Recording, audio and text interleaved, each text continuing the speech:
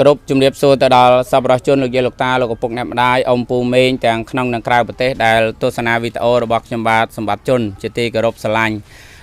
ចម្ងល់ដែលសប្បុរសជនថាក្មួយសម្បត្តិជនបែបលែងទៅធ្វើបុណ្យលែងទៅចែកទានតាមសហគមន៍តាមភូមិតាមស្រុកហើយឃើញតែដើរតាមវត្តឥឡូវថ្ងៃនេះមកតាមភូមិវិញម្ដងសប្បុរសជនកុំឲ្យឆ្ងល់អត់ទេគឺបុណ្យក៏ធ្វើទានក៏ធ្វើក្នុងវត្តក៏ធ្វើក្រៅវត្តក៏ធ្វើពួកកន្លែងណាក៏យើងធ្វើបុណ្យបានដែរឲ្យតែចិត្តយើងសប្បាយចិត្តឲ្យតែចិត្តយើងរីករាយឲ្យតែចិត្តយើងមានចិត្តល្អក្នុងការចែករំលែកមិនប្រកាន់ហឹងតើទៅវត្តបានបុណ្យតើទៅនៅក្រៅវត្តបានបុណ្យទេគឺឲ្យតែចិត្តសទ្ធាជ្រះថ្លាហើយថ្ងៃនេះខ្ញុំទទួលបានការជួយឧបត្ថម្ភអំពីសប្បុរសជននៅទីក្រុង Los Angeles រដ្ឋ California សហរដ្ឋអាមេរិកបាទថវិកាតាមរយៈខ្ញុំគឺជាង$1000ឯណោះប៉ុន្តែដោយសារគាត់បែងរំលែកទៅខាងលោកតាជាក្លូមកវគ្គរួចរាល់ហើយនៅឡើយតែថវិកាជាង$600ឲ្យខ្ញុំចាត់ចែងជាស្បៀងអាហារជាកាដូសម្រាប់រំលែកសម្រួលការលំបាកឬក៏ចូលរួមលើកទឹកចិត្តដល់ជីវភាពក្នុងការរស់នៅផ្ដល់ភាពងាយស្រួលផ្ដល់ស្នាមញញឹមផ្ដល់សេចក្តីសុខទៅដល់អ្នកនៅសហគមន៍ហៅថាអ្នកនៅភូមិសម្បត្តិជនឬក៏អ្នកនៅខាងភូមិថ្នោតខ្ពស់សង្កាត់ពុនសាំងខណ្ឌព្រែកភ្នៅរាជធានីភ្នំពេញមានចំនួន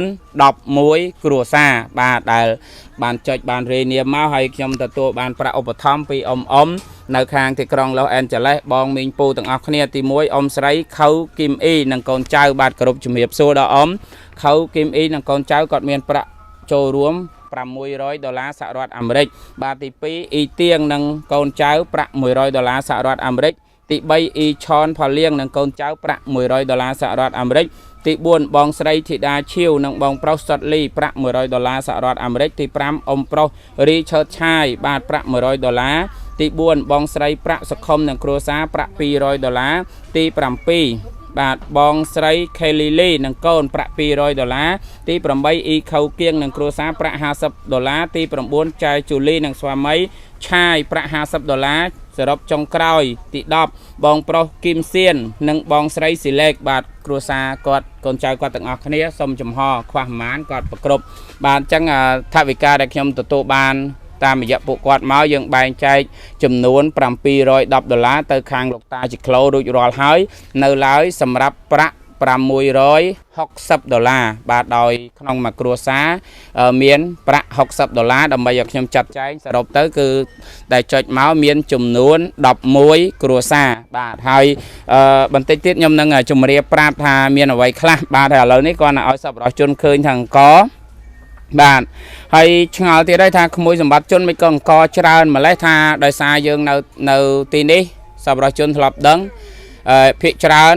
បញ្ហាចោតឬក៏តម្រូវការធំជាងគេគឺអង្គបាទអញ្ចឹងយើងធ្វើតម្រូវទៅតាមលក្ខខណ្ឌឬក៏តម្រូវការនៅតាមមូលដ្ឋាននោះបាទបើផ្ទះខ្លះគ្រួសារតិចសមាជិកតិចកូនតិចឬក៏មនុស្សតិចយើងក៏ទុកជាប្រាក់តម្រូវការទៅលើផ្នែកផ្សេងតែដោយសារនៅតាមសហគមន៍តំបន់នេះគឺមានការខ្វះខាតធំជាងគេទៅលើអង្គអញ្ចឹងហើយបានយើងឃើញមានអង្គដែលសប្បុរសជនទីក្រុង Los Angeles មកឃើញសរុបទាំងអស់មាន22ការុងបាទ22ការុងហើយក្នុងនោះថ្ងៃនេះខ្ញុំបានទទួលការឧបត្ថម្ភបន្ថែមមកទីនេះបាទតាមរយៈក្រុមការងារសម្បត្តិជនពីលោកជំទាវអ្នកអង្គញាចាត់បុណ្យចាត់ធរគាត់សូមអត់បញ្ចេញឈ្មោះទេខ្ញុំគាត់ចូលរួមបន្ថែមដើម្បីឲ្យខ្ញុំរំលែកបន្ថែមជាមួយនឹងសប្បុរសជនខ្ញុំក៏ទទួលនៅចាត់បុណ្យចាត់ធររបស់គាត់ដើម្បីយកមករំលែកនៅទីនេះជាថវិកាចូលរួមជាមួយហើយមុននឹង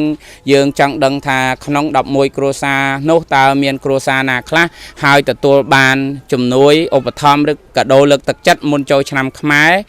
ប្រមាណគឺខ្ញុំនាំសប្បុរសជនម្ចាស់សទ្ធានៅខាងទីក្រុង Los Angeles ទាំងអស់ក៏ដូចជាប្រិមិត្តទូរទស្សនិកជនដែលទស្សនាវីដេអូខ្ញុំបាទសម្បត្តិជននៅគ្រប់ប្រទេសគ្រប់រដ្ឋគ្រប់កន្លែងទាំងអស់ទៅមើលតាមក្នុងផ្ទះយើងត្រួសប្រហែលជា5-6ក្នុងផ្ទះដើម្បីឲ្យដឹងថានៅសហគមន៍នេះមានស្ថានភាពបែបណាហើយអ៊ំខ្លះលោកយាយខ្លះគាត់មានវ័យជរា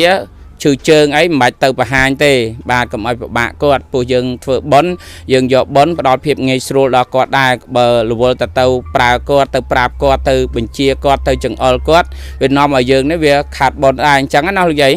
បាទអញ្ចឹងខ្ញុំឲ្យ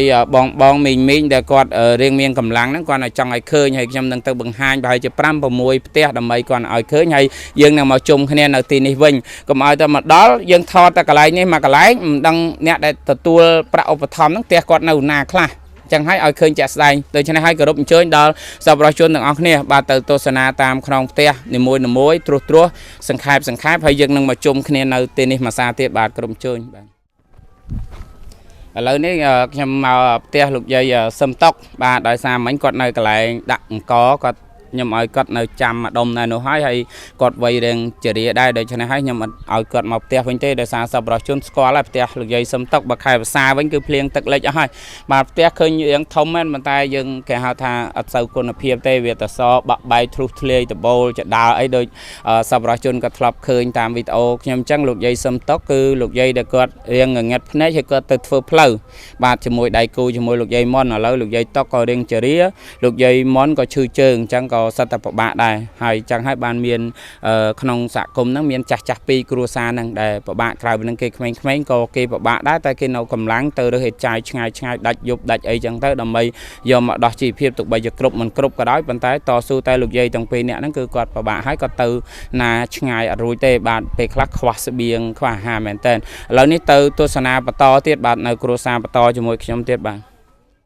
បាទជំរាបសួរម្ដងទៀតសប្បុរសជនឥឡូវនេះខ្ញុំមកដល់ផ្ទះអ្នកមេងផលបាទហើយថ្ងៃនេះទៅរើសចាយមេងទៅមកវិញណាផ្ទះមេងផលសប្បុរសជនធ្លាប់ស្គាល់ហើយដឹងហើយបាទហើយចាំទៅជុំគ្នានៅកន្លែងដាក់អង្គមាញ់ជុំគ្នាគាត់ឲ្យបានស្គាល់កន្លែងណាមេងបាទចាំទៅគួសមអីនៅនោះទៅមកលុបបាទជុំគ្នាអញ្ចឹងគាត់ឲ្យសប្បុរសជនបានស្គាល់អ្នកមេងសុខសផលបាទទីកន្លែងផ្ទះគាត់នៅខាងនេះហើយទៅមានផ្ទះបន្ត3 4បន្តទៀតអញ្ចឹងទៅជុំគ្នានៅកន្លែងខាងនោះវិញណាមេងណាបាទអរគុណមេងបាទសប្បុរសជនឥឡូវនេះខ្ញុំមកដល់ផ្ទះជាបន្តទៀតហើយបាទជំរាបសួរមេងបងបាទផ្ទះបងស្រីទួចបាទដោយសារបែកគ្នាមួយរយៈមិនសូវបានជួបតាំងពីលើកមុនណាបាទហើយទៅរើសចាយអត់បងថ្ងៃនេះអត់បានទៅទេកូនឈឺខ្ញុំក៏ឈឺដែរឈឺចេះមិនបងវាអាចជំងឺចាស់ណាបាទឥឡូវចាំទៅយើងទៅភាសាអីជុំគ្នានៅកន្លែងមកលុបណាបងដោយសារយើងនៅនេះរឿងក្តៅគាត់ឲ្យសប្បុរសជនបានឃើញផ្ទះបងស្រីដែលចិញ្ចឹមមាន់ហើយនឹងកូន9នាក់ត្រូវហ្នឹងណាអត់មានកើនបាទណាឥឡូវចាំទៅជុំគ្នាខាងនេះហើយបងខាងនេះបងស្រីមុំនៅខាងក្រោយចេះទៅនៅទ្វារពីខាងមុខបាទខាងនេះតិចបងសុំបាទហើយដែលទៅរើសចាយទៀតអត់បងទៅរងថ្ងៃទៅមួយកូនទៅរៀនអូនទៅរៀនខ្ញុំទៅរបាទថ្ងៃនេះទៅអត់ទៅអត់រៀនតែអសៀលល្ងាចនេះត្រឡប់មកវិញណាចាបាទឥឡូវចាំទៅជុំគ្នានៅនោះនេះផ្ទះគាត់បាទផ្ទះបងស្រីសុកស្រីមុំឥឡូវយើងទៅជុំគ្នាកន្លែងដាក់អង្គម្ដុំទៅតើដោយសារយើងពិបាកដើរលើកតាមក្នុងផ្ទះមួយអញ្ចឹងកុំឲ្យពិបាកបងទាំងអស់គ្នាទៅជុំគ្នាទៅហើយចាំតំណាងខ្ញុំតំណាងឲ្យសប្បុរសជនយើងជូនគ្រប់គ្នាទៅបងអាចលៃមានអ្នកណាមានកម្លាំងយើងលើកដាក់តាមផ្ទះមួយណាបាទគាត់ឲ្យឃើញអរគុណច្រើនខាងនេះផ្ទះលោកយាយមុនត្រូវទេបាទខាងនេះផ្ទះលោកយាយមុនដោយសារលោកយាយគាត់ឈឺជើងហើយមិញគេគ្រាគាត់យកទៅអង្គុយចាំយកជំនួយនៅកន្លែង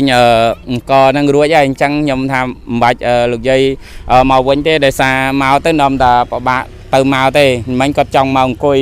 កន្លែងផ្ទះហ្នឹងដើម្បីឲ្យគេចំណាំថាដូចថាផ្ទះហ្នឹងផ្ទះគាត់អញ្ចឹងណាប៉ុន្តែសប្បុរសជនស្គាល់លោកយាយមុនហ្នឹងគឺដៃគូលោកយាយសឹមតុកដែលគាត់ទៅរកផ្លូវទៅលើកផ្លូវលើកអីធ្វើផ្លូវជាមួយគ្នាចិញ្ចឹមខ្លួនចិញ្ចឹមចៅអញ្ចឹងណាបានថាវិការទិញអង្គទិញអីហើយផ្ទះគាត់នេះឯងមួយចៅតូចទេបាទចៅតូចហើយដល់អញ្ចឹងទៅឥឡូវហ្នឹងគាត់ឈឺជើងដើររួចទេបាទដើរដូចថាទៅណាឆ្ងាយកើតបានពីក្នុងផ្ទះមកកន្លែងក្រែហ្នឹងគេគ្រាតោងជាងតោងអីចឹងទៅឥឡូវក៏ជីវភាពគាត់ក៏ដុនដាបដោយសារគាត់ទៅធ្វើអាផ្លូវហ្នឹងអត់បានដល់អញ្ចឹងទៅកូនគាត់ឬក៏អ្នកភូមិអីគេទៅរើសចាយឬអីចឹងទៅគេផ្ញើក្មេងៗឲ្យនៅជាមួយគាត់ទៅគេមកវិញបានជូនគាត់តិចតួចអីចឹងទៅបាទឥឡូវនេះយើងឃើញថាបានត្រួសបានប្រមាណក្នុងផ្ទះខ្ញុំនឹងបន្តទៅខាងនោះទៀតជ្រុងខាងនោះមាន2